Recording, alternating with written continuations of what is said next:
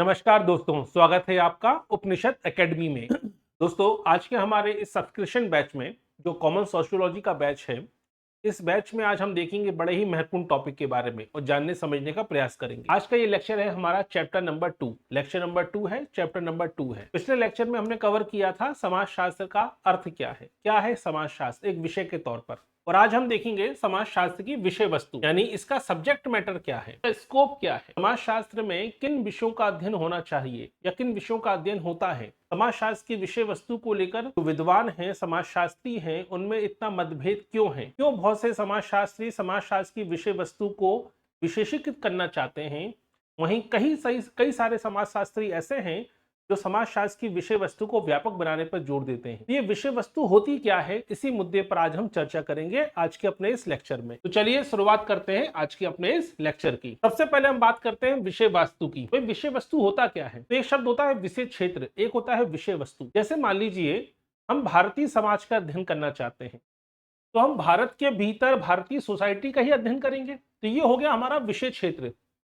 अब भारतीय समाज को समझने के लिए हम ब्रिटिश समाज या अमेरिकन सोसाइटी या फ्रेंच सोसाइटी, जर्मन सोसाइटी को तो नहीं समझेंगे, तो ये कहलाता है विषय क्षेत्र। लेकिन जब हम भारतीय समाज के अंतर्गत या दुनिया में किसी भी समाज का अध्ययन करते हैं, तो उसमें हमें किन बातों पर ध्यान देना होगा? पहली बात तो हमने समाज निर्धारित कर लिया, हमें किस समाज का अध्ययन करना है, तो ये तो हो गया हमारा विषय क्षेत्र। क्लियर? अब उस क्षेत्र के अंतर्गत हमें किन बातों पर जोर देना है, क्योंकि समाजशास्त्र में तो कई सारी घटनाएं हैं, सामाजिक बुराइयां भी हैं, सामाजिक संस्थाएं भी हैं, सामाजिक नियम भी हैं, परंपराएं, मूल्य भी हैं, नैतिकताएं भी हैं, मानव व्यवहार भी है। तो हम किस बात का अध्ययन करें? सामाजिक संबंध भी हैं, सामाजिक अंतःक्रियाएं भी हैं, तो हमें किस पर फोकस करना चाहिए, यह कहलाती है हमारी विषय वस्तु। तो हम क्या अध्ययन करेंगे या किस समाज का अध्ययन करेंगे, वो कहलाता है विषय क्षेत्र। और इस विषय क्षेत्र में हम किस बात पे फोकस करेंगे, यह कहलाती है हमारी विषय वस्तु। क्लियर यहां तक? अब विषय क्षेत्र क्या बताता है कि हमें किस प्रकार की समाज का अध्ययन करना है, यानी समाजशास्त्र के दायरे में क्या क्या चीजें शामिल होंगी, यानी किस सोसाइटी में कितने दायरे तक हमें समाजशास्त्र को समझना होगा। और विषय वस्तु हमें क्या बताती है कि हमें वास्तव में क्या जानना है, किसी समाज के बारे में क्या जानना है, वहां पे सामाजिक संबंधों को जानना है, वहां पे मूल्यों परंपराओं को जानना है, वहां की विवाह नामक संस्था को जानना है, वहां की लोगों के बीच होने वाली अंतःक्रिया को जानना है, सामाजिक समूहों को जानना है, सामाजिक संबंधों को जानना है। ये कहलाती है विषय वस्तु। यहां तक क्लियर हुआ कि विषय क्या होता है, विषय क्षेत्र क्या है और विषय वस्तु क्या होती है। विषय वस्तु को थोड़ा सा एक उदाहरण से भी समझ लीजिए। जैसे मान लीजिए फिजिक्स की बात करें, भौतिक शास्त्र, तो क्या भौतिक शास्त्र में आप इस बात पे फोकस करते हैं कि हाइड्रोजन का 2 एटम और ऑक्सीजन का 1 एटम मिलकर पानी बनता है? आप फिजिक्स में इस बात पे ध्यान नहीं देते हैं, क्योंकि ये विषय वस्तु फिजिक्स की नहीं है, ये केमिस्ट्री की विषय वस्तु है। क्लियर? याद रखिएगा, यानी हर सब्जेक्ट की अपनी विषय वस्तु है, हर विषय की अपनी एक विषय वस्तु होती है कि उसके अंतर्गत क्या पढ़ाया जाना चाहिए, क्या पढ़ना चाहिए और क्या पढ़ाया जाना चाहिए। क्लियर? आप किसी भी एग्जाम की तैयारी करते हैं, आप यूजीसी नेट की तैयारी करें, असिस्टेंट प्रोफेसर की तैयारी करें, जीडीसी, जीआईसी, पीजीटी की तैयारी करें, सीयूटी की तैयारी करें, सबके अपना अपना पाठ्यक्रम है। तो क्या किसी भी एग्जाम में आपसे पूरा समाजशास्त्र पूछा जाता है? नहीं, आपसे हमेशा एक विषय वस्तु यानी एक पाठ्यक्रम दे दिया जाता है, आपको वो पढ़ के आना होता है। उसी प्रकार समाज में भी या इस दुनिया में भी, इस पृथ्वी पर भी अलग अलग विषय हैं, अलग अलग क्षेत्र हैं, अलग अलग विषय वस्तु हैं। तो समाजशास्त्र को किस विषय वस्तु को समझना चाहिए या समाजशास्त्र की विषय वस्तु में किन घटनाओं का, किन कारकों का अध्ययन होना चाहिए, यही जानना जरूरी है। यही कहलाती है समाजशास्त्र की विषय वस्तु। जब हम समाजशास्त्र की विषय वस्तु की बात करते हैं, तो यहाँ पे सबसे पहला नाम आता है एलेक्स इंकल्स का। कल की लेक्चर में भी आया था, कल हमने पढ़ा था। बड़ी फेमस किताब लिखी 1964 में। किताब का नाम क्या था? What is sociology. कौन सी किताब लिखी? व्हाट इज सोशियोलॉजी नाम से किताब लिखी थी। यहाँ पे बड़ा फेमस स्टेटमेंट है, जब भी विषय वस्तु की बात आती है, यहाँ पर एलेक्स इंकल्स का स्टेटमेंट काफी चर्चित स्टेटमेंट है। वो स्टेटमेंट क्या है कि समाज लगातार परिवर्तनशील है, लगातार बदल रहा है, ऐसे में इसकी कोई निश्चित सीमा निर्धारित नहीं की जा सकती। यानी देखा जाए तो एलेक्स इंकल्स ने पहले ही हाथ खड़े कर दिए कि भैया समाजशास्त्र की विषय वस्तु बनाने की कोशिश मत करो, समाज तो लगातार परिवर्तनशील है। तो आप इसकी विषय वस्तु को कैसे डिसाइड करोगे कि किसका अध्ययन होना है, किसका अध्ययन नहीं होना है? ऐसे तो नहीं हो सकता। यानी ये बड़ा फेमस स्टेटमेंट हो गया कि समाज निरंतर परिवर्तनशील है, इसलिए इसकी कोई निश्चित सीमा निर्धारित नहीं हो सकती। जब समाज की ही सीमा निर्धारित नहीं होगी तो विषय वस्तु कैसे डिसाइड करेंगे आप? क्लियर? तो ये बड़ा स्टेटमेंट पढ़ के जाइएगा। किसका स्टेटमेंट है? एलेक्स इंकल्स का स्टेटमेंट है। कौन सी किताब में दिया? व्हाट इज सोशियोलॉजी में दिया। किताब कब पब्लिश हुई थी? कल हमने पढ़ा भी था, 1964 में ये किताब आई थी। ठीक है, क्लियर? अब आते हैं, एलेक्स इंकल्स कहते हैं कि भाई समाजशास्त्र की विषय वस्तु को आप डिसाइड नहीं कर सकते क्योंकि इसका दायरा काफी व्यापक है और सोसाइटी लगातार परिवर्तित होती रहती है। तो एलेक्स इंकल्स कहते हैं इसका एक तरीका है, आप 3 रास्ते अपनाइए। पहला रास्ता है ऐतिहासिक, दूसरा रास्ता है अनुभव और तीसरा है विश्लेषण। ऐतिहासिक रास्ते का मतलब क्या हुआ कि समाजशास्त्र के जो विद्वान रहे हैं, जैसे काम्ट हैं, मैक्स वेबर हैं, या आपके पार्सन हैं, या कार्ल मार्क्स हैं, या दुर्खिम हैं, इन्होंने समाजशास्त्र के बारे में क्या कहा है, पहले उसको उस पर फोकस कीजिए। यानी पहले प्रारंभिक विचारकों ने क्या विचार प्रकट किए हैं, पहले उनको जानिए। क्लियर? दूसरा अनुभव, आप सोसाइटी में रहते हुए क्या महसूस करते हैं, आप समाज में हो रहे बदलावों के बारे में आपकी क्या सोच है, आप क्या महसूस करते हैं, उसको जानिए। यानी आज के समाजशास्त्री क्या कह रहे हैं और आप क्या महसूस कर रहे हैं, इसको जानिए। तीसरा है विश्लेषणात्मक, समाज की जो संस्थाएं हैं, समाज की जो इकाइयां हैं, विवाह है, परिवार है, नातेदारी है, सामाजिक संबंध हैं, शिक्षण संस्थाएं हैं, कानून संस्थाएं हैं, राज्य है, सत्ता है, इसमें क्या बदलाव आ रहा है, उसका विश्लेषण कीजिए। यानी एलेक्स इंकल्स ने पहली बात तो ये कहा कि समाजशास्त्र की विषय वस्तु को निर्धारित आप नहीं कर सकते क्योंकि समाज लगातार परिवर्तनशील है, लेकिन 3 तरीके अपना सकते हैं हम समाजशास्त्र की विषय वस्तु को समझने के लिए। पहला, यानी ऐतिहासिक पक्ष पर ध्यान दीजिए, यानी आप इससे पहले के प्रारंभिक समाजशास्त्रियों ने क्या कहा था। दूसरा, वर्तमान समाजशास्त्री क्या कह रहे हैं। और तीसरा महत्वपूर्ण है कि सामाजिक संस्थाओं में जो परिवर्तन हो रहा है उसको आप किस नजरिए से देखते हैं। ये 3 रास्ते बताए हैं किसने? एलेक्स इंकल्स ने। ये तीनों रास्ते एग्जाम में पूछे जाते हैं कि समाजशास्त्र की विषय वस्तु को कितने भागों में बांटा है एलेक्स इंकल्स ने। समाजशास्त्र की विषय वस्तु को एलेक्स इंकल्स ने 3 भागों में बांटा। क्लियर हो गए तीनों भाग? क्लियर? चलिए आगे बढ़ते हैं। अब आते हैं विषय वस्तु की जब बात आती है तो सबसे पहला नाम आता है गिन्सबर्ग का। विषय वस्तु में एलेक्स इंकल्स, गिन्सबर्ग, वार्ड और दुर्खिम, ये 4 लोगों का नाम हमेशा आएगा जब भी आप समाजशास्त्र की विषय वस्तु पढ़ेंगे। गिन्सबर्ग ने समाजशास्त्र की विषय वस्तु को 4 भागों में बांटा है। कई बार एग्जाम में क्वेश्चन आ चुका है कि भाई समाजशास्त्र की विषय वस्तु को कितने भागों में बांटा गिन्सबर्ग ने? 4 भागों में बांटा है। ठीक है, अब ये 4 भाग क्या है इसको याद कर लीजिए पहले, फिर धीरे धीरे आपको समझ में आ जाएगा। सबसे पहला है सोशल मॉर्फोलॉजी। हिंदी में नहीं पढ़ना है, इंग्लिश में पढ़ना है क्योंकि एक समस्या आ जाएगी, नहीं तो हिंदी में कठिन हो जाता है, कभी कभी भूल जाते हैं। इंग्लिश हमेशा पढ़ के रखिएगा। Social morphology. दूसरा सोशल कंट्रोल, तीसरा सोशल प्रोसेस और चौथा सोशल पैथोलॉजी। ये 4 घटकों को, ये 4 भागों में बांटा है समाजशास्त्र की विषय वस्तु को। तो विषय वस्तु क्या है ये तो समझ में आ गया ना आपको, सब्जेक्ट मैटर क्या है, यानी किसी भी विषय में किन बातों का अध्ययन होना चाहिए।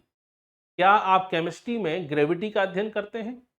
क्या आप फिजिक्स में रसायनों का अध्ययन करते हैं, केमिकल्स की स्टडी करते हैं? नहीं करते हैं, क्योंकि हर सब्जेक्ट की अपनी अपनी विषय वस्तु है। ऐसे ही समाजशास्त्र की विषय वस्तु की बात हो रही है कि समाजशास्त्र में किन बातों का अध्ययन होना चाहिए। तो गिन्सबर्ग कहते हैं कि 4 बातों का अध्ययन होना चाहिए। 4 फैक्टर पर फोकस किया है किसने? गिन्सबर्ग ने। पहला है सोशल मॉर्फोलॉजी। सोशल मॉर्फोलॉजी का मतलब जैसे हमारे शरीर का ढांचा होता है, हम ढांचे की स्टडी होनी चाहिए। ऐसे ही समाज की जो संरचना है, जो समाज को बनाती है, जैसे जनसंख्या की बनावट कैसी है, ठीक है, सामाजिक समूह का अध्ययन होना चाहिए। जिससे समाज बनता है उन घटकों को पहले फोकस करना चाहिए। ज़्यादा गहराई मत जाइए कि अंतःक्रियाओं का अध्ययन, संबंधों का अध्ययन नहीं। आप समूहों को समझिए क्योंकि समूहों से, समुदायों से समाज बना है, लोगों से समाज बना है। तो समाज की पहली भारी संरचना का अध्ययन होना चाहिए। पहली बात तो समाजशास्त्र की विषय वस्तु में क्या होना चाहिए? सोशल मॉर्फोलॉजी, यानी भारी संरचना को समझना चाहिए। दूसरा सोशल कंट्रोल, समाज कैसे बने रहेगा? समाज बना रहता है नियमों से, परंपराओं से, कानूनों से। अगर समाज में अपराध फैल रहे हों तो क्या समाज रह पाएगा? क्या समाज रहने लायक रहेगा? नहीं रहेगा। तो समाज में ऐसे कौन से कारक हैं, कौन से फैक्टर हैं जो समाज को बनाए रखते हैं? तो वो है कानून, वो है रीति रिवाज, परंपराएं। तो कानून, रीति रिवाज, परंपराओं का अध्ययन भी होना चाहिए समाजशास्त्र की विषय वस्तु में। गिन्सबर्ग कहते हैं तीसरा कारक होता है सामाजिक प्रक्रियाएं। कभी भी कोई भी समाज में हमेशा संघर्ष नहीं होता, हमेशा प्रेम या हमेशा समन्वय नहीं होता। समन्वय भी होता है, क्रिएटिविटी भी होती है, संघर्ष भी होता है, सहयोग भी होता है। तो समाज में जो भी घटनाएं घट रही हैं सबका अध्ययन होना चाहिए। अगर किसी समाज में दंगे फसाद हैं तो उसका भी अध्ययन कीजिए। किसी समाज में सहानुभूति है, सहभागिता है, किसी समाज में सहयोग की भावना है तो उसका अध्ययन भी कीजिए। ये नहीं कि आप पॉजिटिव चीजों का अध्ययन करेंगे, नेगेटिव को हटा देंगे, ऐसा मत कीजिए। तो समाज में जो भी प्रक्रियाएं हो रही हैं ये भी समाजशास्त्र की विषय वस्तु में शामिल है। और चौथा है सामाजिक सोशल पैथोलॉजी। हर समाज में कुछ ऐसी बुराइयां होती हैं जो समाज को तोड़ने का काम करती हैं, जैसे आतंकवाद, जैसे क्षेत्रवाद, जातिवाद, ठीक है, जैसे हिंसा, जैसे अपराध, जैसे नशाखोरी, बलात्कार। ये कुछ ऐसी घटनाएं हुई जो समाज को तोड़ने का काम करती हैं। तो समाजशास्त्र की विषय वस्तु में इनका भी अध्ययन होना चाहिए। तो गिन्सबर्ग ने समाजशास्त्र की विषय वस्तु को 4 भागों में बांट दिया। तो समाज की संरचना का अध्ययन करो, उन नियमों, उन कानूनों का अध्ययन करो जो समाज को बनाते हैं, ठीक है। उन कारकों का भी अध्ययन करो जो समाज में सहयोग, समाज में संघर्ष, समाज में कोऑर्डिनेशन पैदा करते हैं। और उन बुराइयों का अध्ययन भी करो जो समाज को तोड़ने का काम करते हैं। यानी इन सभी घटनाओं का अध्ययन होना चाहिए समाजशास्त्र में। ये किसका कहना है? ये कहना है गिन्सबर्ग का। यही तो होती है विषय वस्तु। क्लियर? अब आते हैं दुर्खिम। तो गिन्सबर्ग ने 4 भागों में बांटा समाजशास्त्र की विषय वस्तु को, लेकिन दुर्खिम ने 3 भागों में बांटा है। पहला है सोशल मॉर्फोलॉजी। तो सोशल मॉर्फोलॉजी की बात तो कौन करते हैं?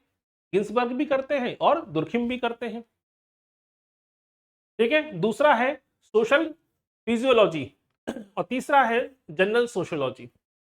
अब देखिए, सोशल मॉर्फोलॉजी, सोशल फिजियोलॉजी और जनरल सोशियोलॉजी, ये तीनों को याद कर लीजिए, कई बार एग्जाम में क्वेश्चन पूछा गया है। ये तीनों ही घटकों का, तीनों ही पिलर की बात करी है, यानी समाजशास्त्र की विषय वस्तु में इन तीनों ही कारकों का अध्ययन होना चाहिए। सोशल मॉर्फोलॉजी का मतलब क्या हुआ? जैसे कि हम चर्चा कर रहे थे, समाज की जो संरचना कैसी है, लोग कैसे हैं, समाज की संरचना कैसी है, जनसंख्या का आकार कैसा है, इसका अध्ययन करना चाहिए समाजशास्त्र को। सोशल फिजियोलॉजी का मतलब क्या हुआ? सोशल फिजियोलॉजी का मतलब समाज की जो संस्थाएं हैं, परिवार नामक संस्था है, परिवार के सदस्यों के बीच व्यवहार कैसा है, समाज में नैतिकता कैसी है, इन सब बातों को कहते हैं सोशल फिजियोलॉजी।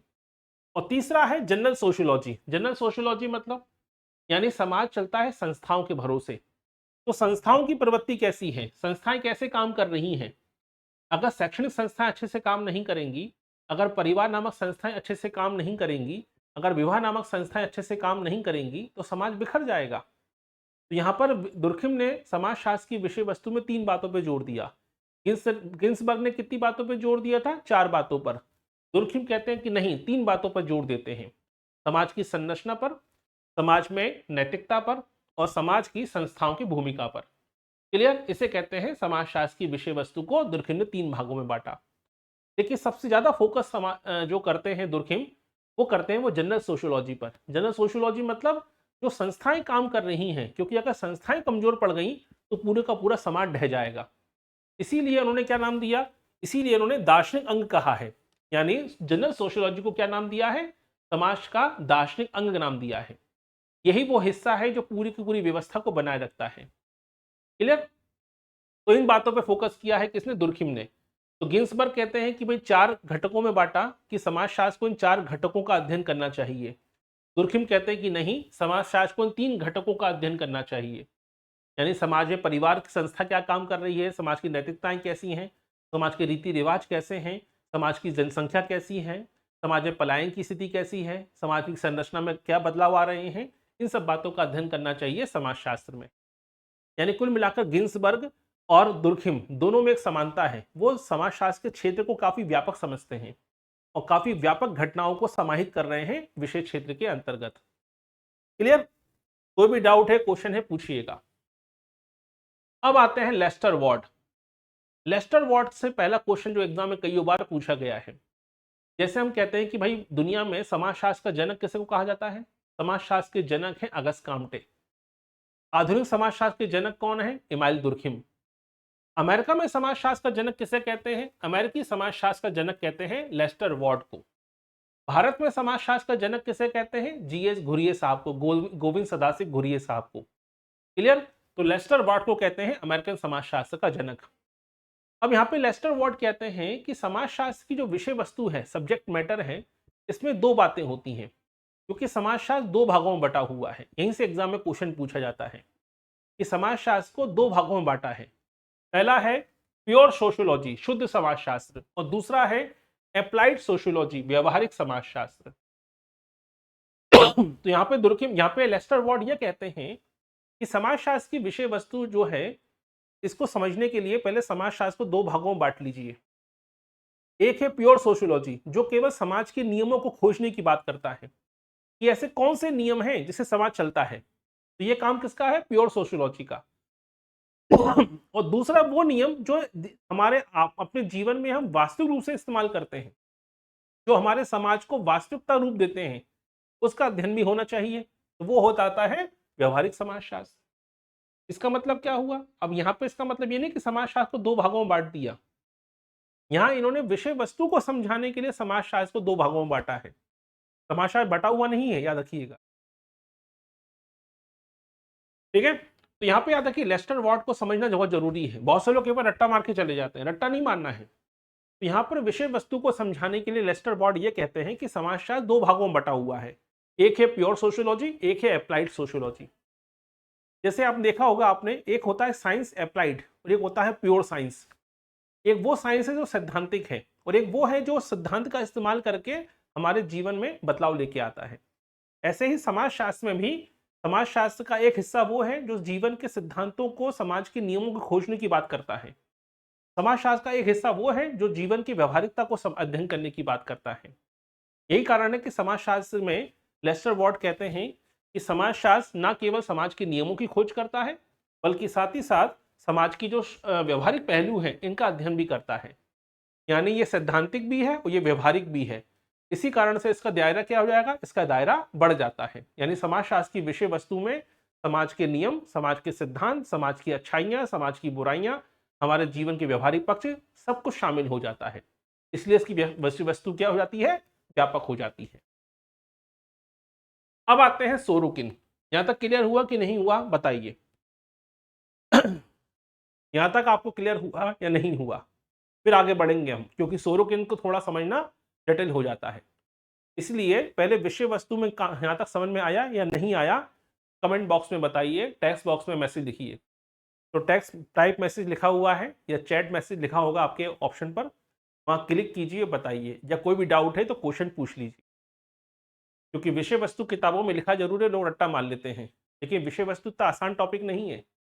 विषय वस्तु आपको बताता है कि समाजशास्त्र में किसका अध्ययन करना है, यानी कौन सी घटना या किस विषय वस्तु में समाजशास्त्र के दायरे में क्या क्या शामिल है, समाज का कौन सा हिस्सा शामिल है। जैसे कल हमने बात करी थी ना कि मानव व्यवहार का अध्ययन क्या होना चाहिए समाजशास्त्र में? नहीं, मानव व्यवहार का अध्ययन साइकोलॉजी में होता है, मनोविज्ञान में होता है। समाजशास्त्र मानव व्यवहार का अध्ययन नहीं कर सकता, याद रखिएगा। भले ही मानव व्यवहार प्रभावित होता है सामाजिक संबंधों से, सामाजिक घटनाओं से, लेकिन हमारी साइकोलॉजी पर क्या असर हो रहा है ये समाजशास्त्री नहीं जान सकता। इसके लिए आपको मनोविज्ञान की सहायता लेनी होगी। ठीक है? इसलिए आपको मालूम होना चाहिए समाजशास्त्र किस किस दायरे तक अध्ययन कर सकता है। यही तो समाजशास्त्र की विषय वस्तु है। यहां तक क्लियर हुआ? चलिए, कोई भी डाउट है, क्वेश्चन है तो पूछ सकते हैं। अब आती है बात सोरोकिन की। सोरोकिन थोड़ा और टफ कर देते हैं विषय वस्तु को। सोरोकिन कहते हैं कि समाजशास्त्र की विषय वस्तु को आप तीन दृष्टिकोण से अध्ययन कीजिए।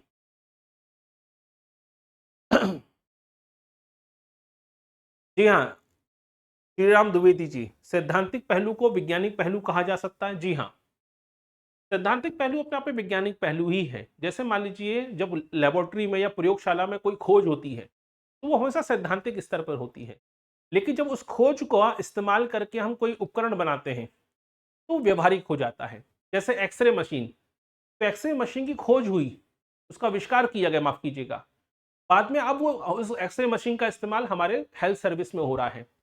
हमारी हड्डी टूट जाती है, हमारी बॉडी के अंदर की चेकअप करने में इस्तेमाल हो रहा है। यानी पहले वो जब एक्सरे मशीन बनाई गई तो वो सैद्धांतिक थी और फिर उसका जीवन में व्यवहारिक इस्तेमाल शुरू हो गया। क्लियर? चलिए अब आते हैं सोरोकिन। सोरोकिन ने बहुत कठिन किया है लेकिन बहुत सिंपल भाषा में समझ लेते हैं। सोरोकिन कहते हैं कि समाजशास्त्र में किस बात का अध्ययन करोगे आप? 3 बातों का अध्ययन कर लो, बहुत है। पहला, सामाजिक घटनाओं का संबंध। हर सामाजिक घटना किसी न किसी दूसरी घटना से प्रभावित होती है, स्वाभाविक से याद रखिएगा। ठीक है? धार्मिक उन्माद फैलता है, धार्मिक उन्माद के चलते धार्मिक दंगे फैलते हैं और धार्मिक दंगों के चलते समाज में विखंडन पैदा हो जाता है। यानी हर एक घटना दूसरी घटना से जुड़ी हुई है। यानी पहली बात तो समाजशास्त्र की विषय वस्तु में सामाजिक घटनाओं के बीच में क्या संबंध है ये जानना जरूरी है। यानी समाजशास्त्र की विषय वस्तु का पहला कारक क्या होना चाहिए? यानी समाजशास्त्र की विषय वस्तु में सामाजिक घटनाओं में क्या संबंध है ये जानना जरूरी है। यानी ये समाजशास्त्र के दायरे में आता है।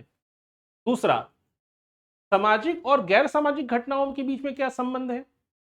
भाई क्या समाज हमारा पर्यावरण से प्रभावित नहीं होता? हमारा खान पान, हमारा पहनावा, हमारे रीति रिवाज पर्यावरण से प्रभावित होते हैं और हमारी सोसाइटी भी पर्यावरण को प्रभावित करती है। तो क्या समाज और गैर सामाजिक घटनाओं में कोई संबंध है? ये जानना भी समाजशास्त्र की विषय वस्तु में आता है। और तीसरा, सामान्य लक्षण। वो कौन से नियम हैं जो दुनिया के सभी समाजों को आपस में जोड़ते हैं? वो कौन से नियम हैं जो दुनिया के सभी समाजों में कॉमन है? ठीक है, सीधी जैसे मान लीजिए आप दुनिया के किसी भी मेट्रो में जाइए, सफर कीजिए या ट्रेन में सफर कीजिए, अचानक से कोई बुजुर्ग व्यक्ति चढ़ेगा, दुनिया का कोई भी व्यक्ति हो वो खुद ही उड़ जाएगा उस बुजुर्ग व्यक्ति को अपनी सीट देने के लिए। तो ऐसा कौन सा नियम था कि दुनिया में सभी जगह पे चलता है, जबकि ये नियम लिखित नहीं है? अगर आप चाहें तो उस व्यक्ति को सीट ना दें तो कोई पाप नहीं होगा, कोई उल्लंघन नहीं होगा, लेकिन तब भी ये माना जाता है कि जो व्यक्ति बुजुर्ग है, गर्भवती महिला है, बच्चे हैं, इनके लिए लोग अपनी सीट छोड़ देते हैं। तो ऐसा कौन सा नियम है जिस पर समाज चलता है? तो नियमों का अध्ययन करना भी समाजशास्त्र की विषय वस्तु है। तो सोरोकिन ने यह कहा, 3 बातों पर फोकस किया कि पहली बात तो ये कि सामाजिक घटनाओं के बीच में क्या संबंध है, ये भी समाजशास्त्र के दायरे में आता है। समाज का और पर्यावरण के बीच क्या संबंध है, ये भी समाजशास्त्र के दायरे में आता है। और वो नियम जो सभी समाजों को चलाते हैं, जो कॉमन नियम है, कॉमन प्रिंसिपल है या कॉमन लॉ है, इसका अध्ययन भी समाजशास्त्र के दायरे में आता है। जब पेपर यहाँ से आएगा, पेपर बिगड़ जाता है, याद रखिएगा। डेटाबेस पेपर तो ठीक हो जाते हैं, लेकिन आजकल देखिए यूपी पीजीटी का पेपर भी बहुत हाई लेवल का आ गया था इस बार। तो पेपर अब धीरे धीरे टफ ही होते जाएंगे, याद रखिएगा। आप भले ही पब्लिकेशन की किताब पढ़ रहे हैं, आप भले ही कोई भी रामबाण किताब पढ़ लेते हैं, लेकिन बहुत से लोग अच्छी किताबें पढ़ रहे हैं, बहुत से लोग ऑथेंटिक किताबें पढ़ रहे हैं, यही कारण उनका सिलेक्शन हो पा रहा है। बहुत से लोग केवल अभी भी क्या करते हैं, वो पढ़ना कम चाहते हैं। यानी वो चाहते हैं कि 2, ढाई, 3 घंटे पढ़ के ही हमें अच्छी खासी नौकरी मिल जाए, हम टीचर बन जाएं, असिस्टेंट प्रोफेसर बन जाएं, हमारा नेट सेट क्लियर हो जाए। ऐसे नहीं होता भैया। ठीक है, यहाँ बहुत कम 1% लोग सफल हो पाते हैं। इतनी आबादी है देश की, हमारी 140 करोड़ से अधिक आबादी है। तो ऐसे में आप केवल 2 घंटे 3 घंटे पढ़कर या केवल रामबाण किताबें पढ़कर सिलेक्ट नहीं हो पाएंगे। आपको अच्छी डिटेल में चीज़ों को कॉन्सेप्ट क्लियर करने पड़ेंगे। जब भी आप विषय वस्तु पढ़ रहे हैं या कोई भी टॉपिक पढ़ते हैं, काफ़ी गहराई में समझिए, क्योंकि एक बार ही पढ़ना होता है। जैसे आज हम देख रहे हैं विषय वस्तु, अगर आपने विषय वस्तु को गहराई से पढ़ लिया तो बार बार कौन पढ़ना है? आपको 10 किताबें नहीं पढ़नी पड़ेंगी। ये 45 मिनट का लेक्चर ही आपके लिए बहुत है। क्लियर यहाँ तक? तो विषय वस्तु समझ में आया। तो विषय वस्तु क्या होती है? सब्जेक्ट मैटर, यानी किसी भी इस विषय के अंतर्गत क्या क्या पढ़ना जरूरी है। तो सोरोकिन कहते हैं ये 3 बातें हैं समाजशास्त्र में पढ़ना जरूरी हैं। सामाजिक घटनाओं में आपस में क्या संबंध है, सामाजिक घटनाओं का पर्यावरण के बीच क्या संबंध है, और समाज के समान नियम कौन से हैं, इसको जानना भी समाजशास्त्र के दायरे में आता है, इसकी विषय वस्तु के दायरे में आता है।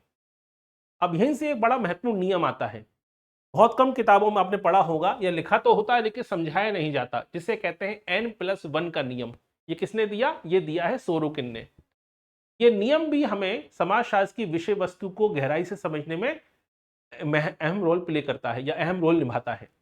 अब ध्यान समझिएगा, सोरोकिन का N+1 का नियम क्या है, बहुत आसान भाषा में समझेंगे। सोरोकिन कहते हैं कि भाई समाज में कई सारी घटनाएं घटती हैं, जैसे चुनाव हो रहे हैं, सत्ता परिवर्तित हो रही है, पार्टी के मेंबर को खरीदा बेचा जा रहा है, हाउस ट्रेडिंग कहते हैं जिसे हम, हाउस ट्रेडिंग, कि विधायक खरीदे जा रहे हैं, सांसद खरीदे जा रहे हैं, पार्टियां तोड़ी जा रही हैं, चुनाव हो रहे हैं, ठीक है, सत्ता परिवर्तन हो रहा है। इसके अलावा आप देखते हैं कि भाई आर्थिक मंदी आने की संभावना है, शेयर मार्केट में गिरावट आ रही है, अमीर और अमीर हो रहे हैं, गरीब और गरीब हो रहे हैं, तो समाज में बहुत सारी घटनाएं घट रही हैं, अपराध हो रहे हैं, ठीक है, लोग एक दूसरे को छतों से फेंक रहे हैं, पहाड़ों से गिरा रहे हैं, धक्का मार रहे हैं, कई सारी घटनाएं घट रही हैं। अभी आपने देखा केतन और सिया वाला केस। तो समाज में तो बहुत कुछ हो रहा है, तो सबके लिए अलग अलग विषय बने हुए हैं। आर्थिक घटनाओं के लिए अर्थशास्त्र बना हुआ है, सत्ताओं का अध्ययन करने के लिए, सरकारों का अध्ययन करने के लिए राजनीति शास्त्र बना हुआ है, ऐतिहासिक घटनाओं का अध्ययन करने के लिए इतिहास बना हुआ है। इन सभी को क्या कहा सोरोकिन ने? इन सभी को नाम दिया एन। यानी ये वो विषय हैं जो समाज शास्त्र की, समाज में अलग अलग घटनाओं का अध्ययन कर रहे हैं। लेकिन एन में हमने क्या जोड़ा? वन। ये वन क्या है? ये वन कहलाता है सोशियोलॉजी, ठीक है। इसने क्या किया? इसने सारी घटनाओं को जोड़ दिया, क्योंकि सारी घटनाएं हो कहाँ रही थी? सारी घटनाएं समाज में हो रही थी। चाहे आर्थिक मंदी आए, चाहे गरीबी आए, चाहे भुखमरी हो, चाहे विकलांगता हो, चाहे वृद्धावस्था हो, चाहे अपराध हो, चाहे सत्ता का परिवर्तन हो, चाहे चुनाव हो, ठीक है, सब कुछ कहाँ हो रहा था? सब कुछ समाज में ही तो हो रहा था ना। तो आपने समाज की घटनाओं को समझने के लिए अलग अलग विषय बनाए थे। सोरोकिन ने इनको क्या नाम दिया? एन। और इन सभी विषयों को समेटा है किसने? समाजशास्त्र में। इसे नाम दिया वन। इसलिए इसे कहते हैं N+1 का नियम।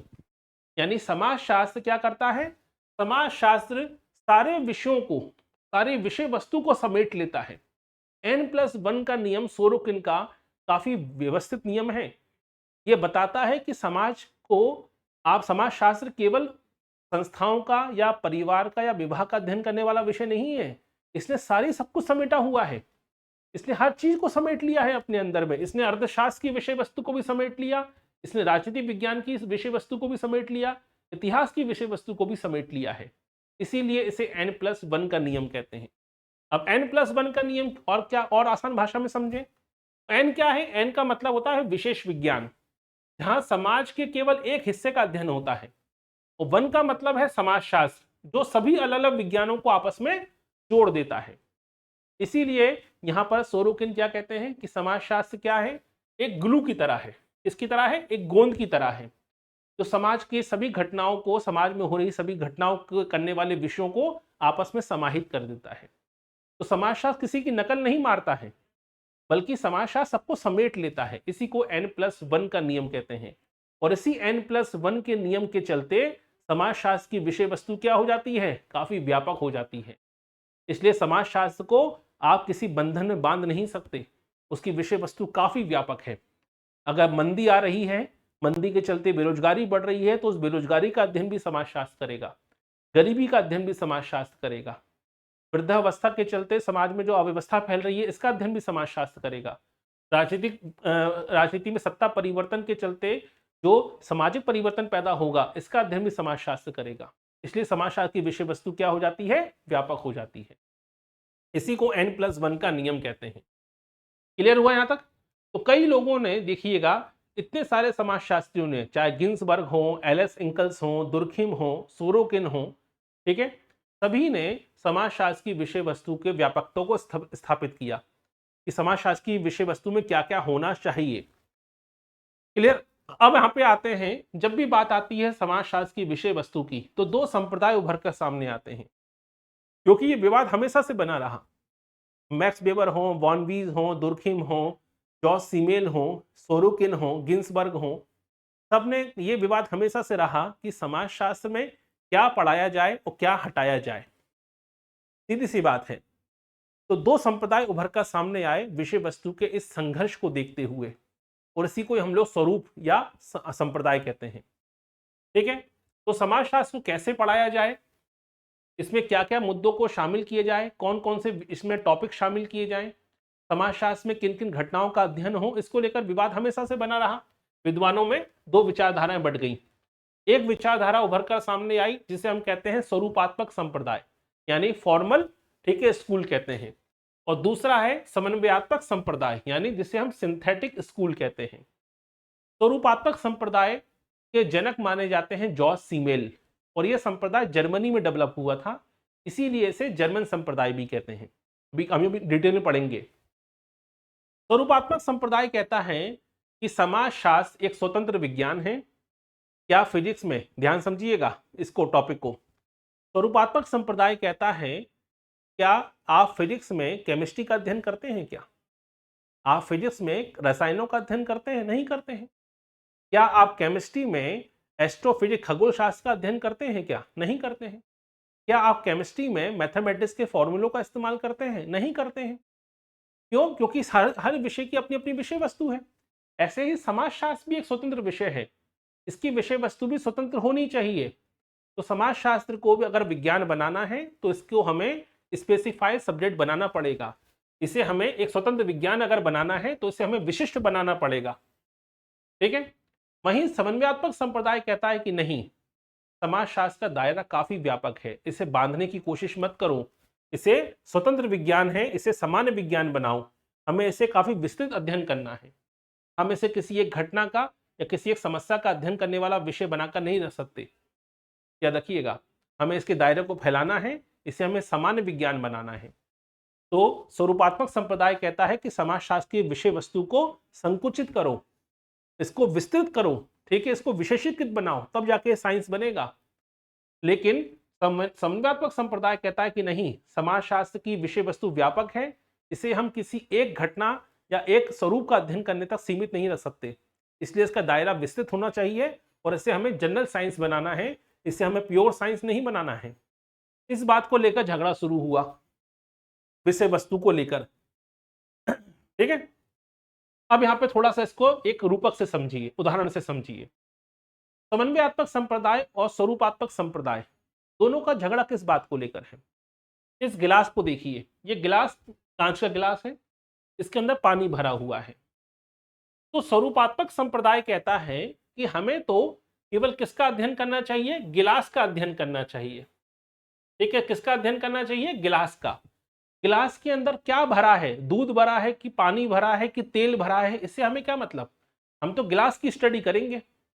ये कौन कहता है? स्वरूपात्मक संप्रदाय। समन्वयात्मक संप्रदाय कहता है कि नहीं, ये गिलास कांच का है, इसके अंदर अगर गर्म दूध भरा होगा तो गिलास गर्म हो जाएगा, ठंडा पानी भरा होगा तो गिलास ठंडा हो जाएगा, तेल भरा होगा तो गिलास चिपचिपा हो जाएगा। यानी अंदर वाले लिक्विड का अध्ययन भी करना जरूरी है। तो स्वरूपात्मक संप्रदाय कहता है कि हमें गिलास का अध्ययन करना है, अंदर क्या भरा है इससे हमें कोई मतलब नहीं है। लेकिन समन्वयात्मक संप्रदाय कहता है कि नहीं, हम गिलास की स्टडी भी करेंगे, अंदर भरे लिक्विड की, वो दूध है या तेल है या पानी है, हम उसका अध्ययन भी करेंगे, तभी हम समझ पाएंगे पूरी की पूरी संरचना को। आए समझ में? कोई दिक्कत इसमें? तो यही है स्वरूपात्मक और समन्वयात्मक संप्रदाय के बीच का झगड़ा। अब इसको थोड़ा सा और डिटेल में समझिए। स्वरूपात्मक संप्रदाय ने क्या कहा? अभी हम देख रहे थे, कॉन्सेप्ट क्लियर हो गया कि स्वरूपात्मक संप्रदाय थोड़ा नैरो माइंडेड है, वो केस पर स्पेसिफाई करना चाहता है सोशियोलॉजी को, वो सोशियोलॉजी में अनावश्यक घटनाओं को शामिल करके इसके दायरे को फैलाना नहीं चाहता, वो इसको प्योर साइंस बनाना चाहता है। जबकि समन्वयात्मक संप्रदाय कहता है कि जो कुछ भी समाज में हो रहा है सबको समेट लो, हम तो सब कुछ अध्ययन करेंगे, हम तो सब कुछ जानने की कोशिश करेंगे। ये है समन्वयात्मक संप्रदाय। अब स्वरूपात्मक संप्रदाय के जनक कौन है? ये क्वेश्चन कई बार एग्जाम में पूछा जाता है, तो वो कौन है? जॉर्ज सीमेल, एक जर्मन समाजशास्त्री है। इसके समर्थक एग्जाम में पूछे जाते हैं कि स्वरूपात्मक संप्रदाय के समर्थक कौन कौन है? वीरकांत है, वॉनवीज है, मैक्स वेबर है, टॉनीज हैं। और ज्यादातर इसमें जब समाजशास्त्री जर्मनी है, ये जर्मन में ही डेवलप हुआ, इसलिए इसको जर्मन संप्रदाय भी कहते हैं। ठीक है। ये कहता है कि जिस प्रकार से आर्थिक घटनाओं का अध्ययन अर्थशास्त्र में होता है, ऐतिहासिक घटनाओं का अध्ययन इतिहास में होता है, ऐसे ही सामाजिक घटनाओं का अध्ययन करने वाला विषय होना चाहिए समाजशास्त्र को। यानी समाजशास्त्र को भी एक विशिष्ट विज्ञान होना चाहिए जो केवल सामाजिक घटनाओं का, सामाजिक अंतःक्रियाओं का, सामाजिक प्रक्रियाओं का अध्ययन करे। ये नहीं कि दुनिया भर में सोसाइटी में कुछ भी हो रहा है हर चीज का अध्ययन करने वाला विषय बना दो आप, ये मत करो। कौन कहता है? स्वरूपात्मक संप्रदाय। लेकिन समन्वयात्मक संप्रदाय के समर्थक कौन है? वो है सोरोकिन, दुर्खिम, हॉबहाउस, गिन्सबर्ग। इनका कहना क्या है कि नहीं, केवल सामाजिक प्रक्रियाओं का या सामाजिक घटनाओं का या सामाजिक क्रियाओं का अध्ययन करने वाला विषय नहीं बनाना है समाजशास्त्र को। समाजशास्त्र को हमें एक सामान्य विज्ञान बनाना है जिसमें सब कुछ अध्ययन हो, यानी सोसाइटी में होने वाली अच्छी बुरी हर चीज का अध्ययन होना चाहिए समाजशास्त्र में। देखिए, हमें संपूर्ण समाज का अध्ययन करना है, हमें संपूर्ण समाज की सभी विशेषताओं का अध्ययन करना है। हम समाज की केवल कुछ घटनाओं का, कुछ क्रियाओं का अध्ययन करने वाला विषय बनकर नहीं रहना चाहते। ये कौन कहते हैं? समन्वयात्मक संप्रदाय। इसमें दुर्खिम बड़े समर्थक हैं। दुर्खिम कहते हैं कि समाजशास्त्र क्या है? एक सामान्य विज्ञान है। ये स्टेटमेंट कई बार कथन एग्जाम में पूछा जा चुका है कि समाजशास्त्र एक सामान्य विज्ञान है। किसने कहा है? दुर्खिम ने कहा है। गिन्सबर्ग कहते हैं कि भाई समाजशास्त्र विज्ञानों का जो सामाजिक सिद्धांतों पे चलता है। समाजशास्त्र किसी पर्टिकुलर एक सिद्धांत पर नहीं चलता है। समाजशास्त्र जनरल थ्योरी है, जनरल सिद्धांतों पे चलता है। अगर सामान्य सिद्धांतों को अगर आपको समझना है तो आपको व्यापक रूप में समझना होगा। केवल सामाजिक क्रिया, सामाजिक घटना का अध्ययन करके आप संपूर्ण समाज को नहीं समझ पाएंगे। तो ये सभी समर्थक कौन है? ये समन्वयात्मक संप्रदाय है। इससे पहले कौन सा था? स्वरूपात्मक संप्रदाय था। तो विषय वस्तु को लेकर जब भी विवाद हुआ है, हमेशा समाज दो संप्रदायों में बट गया। कौन कौन सा? समाजशास्त्र में समन्वयात्मक और स्वरूपात्मक। कॉन्सेप्ट क्लियर हुआ कि नहीं हुआ? क्वेश्चन है तो पूछ लीजिए। अब देखिए, दोनों का तुलना कर लीजिए। तुलना करने से चीजें और आसान हो जाएंगी। स्वरूपात्मक संप्रदाय में कौन कौन है? सीमेल है, वेबर है, वॉनबीज है, वीरकांट है। समन्वयात्मक संप्रदाय में सोरोकिन है, दुर्खिम है, गिन्सबर्ग है। स्वरूपात्मक संप्रदाय क्या कहता है कि समाजशास्त्र को विशेष विज्ञान बनाना है, स्वतंत्र विज्ञान बनाना है। समन्वयात्मक संप्रदाय कहता है कि नहीं, समाजशास्त्र को व्यापक बनाना है, सामान्य विज्ञान बनाना है जिसमें हर सामाजिक घटना का अध्ययन हो सके। स्वरूपात्मक संप्रदाय कहता है केवल हमें विशिष्ट संबंधों का अध्ययन करना चाहिए। समन्वयात्मक संप्रदाय कहता है कि हमें संपूर्ण समाज का अध्ययन करना चाहिए। स्वरूपात्मक संप्रदाय गिलास की, भारी गिलास के अध्ययन की बात करता, पढ़ा ना, भी हमने गिलास की बात करी थी। लेकिन समन्वयात्मक संप्रदाय गिलास और उसके अंदर भरे हुए तरल पदार्थ दोनों के अध्ययन की बात करता है। कोई दिक्कत इसमें? यही है स्वरूपात्मक और समन्वयात्मक संप्रदाय के बारे में। यही है आज की टॉपिक, यही था आज के हमारा विषय वस्तु को लेकर लेक्चर। तो समाजशास्त्र की विषय वस्तु क्या है? हम किस बात का अध्ययन करें, किस बात को छोड़ें? कि सामाजिक घटनाओं का अध्ययन करें, कि सामाजिक समस्याओं का अध्ययन करें, या कि सामाजिक नियमों का अध्ययन करें? ठीक है, हम किस चीज को छोड़ें और किस चीज को प्राप्त करें, ये बहुत जानना बहुत जरूरी था। तो प्योर साइंस में तो फिक्स होता है कि फिजिक्स में किस बात का अध्ययन होगा, केमिस्ट्री क्या करेगी, ये पहले से फिक्स है। लेकिन सोशल स्टडी जो होती है इसमें फिक्स नहीं हो पाता। आपने इकोनॉमिक्स में तो फिक्स कर दिया कि आर्थिक घटनाओं का अध्ययन करना है तो इकोनॉमिक्स है, ऐतिहासिक घटनाओं को समझना है तो इतिहास है। तो ऐसे ही समाजशास्त्र में भी तो कुछ होना चाहिए। इसी को लेकर विवाद पैदा हुआ, इसी को लेकर समन्वय दो संप्रदाय उभर कर सामने आए। क्लियर यहां तक? तो आपके जो नोट्स हैं, पहले हम आप देखिएगा, अगर हमारे लेक्चर आपने पहले देखे होंगे यूट्यूब पर, तो पहले हम पीपीटी पे पढ़ाते थे, लिखा होता था। लेकिन कारण क्या था? स्टूडेंट को पूरा नोट्स बनाने पड़ते थे। और आपका जो पेपर है वो डिस्क्रिप्टिव तो है नहीं, ऑब्जेक्टिव है, एमसीक्यू बेस है। इसीलिए इस प्रकार के नोट्स बना दिए गए हैं ताकि आपके लिए नोट्स बनाना आसान हो जाए। अब क्योंकि अब आपको नोट्स नहीं बनाना है, अब आप तो डायरेक्ट प्रिंट आउट निकाल सकते हैं, तो प्रिंट आउट का ऑप्शन आपको दिया गया है। ठीक है, डायरेक्ट प्रिंट आउट निकाल सकते हैं आप।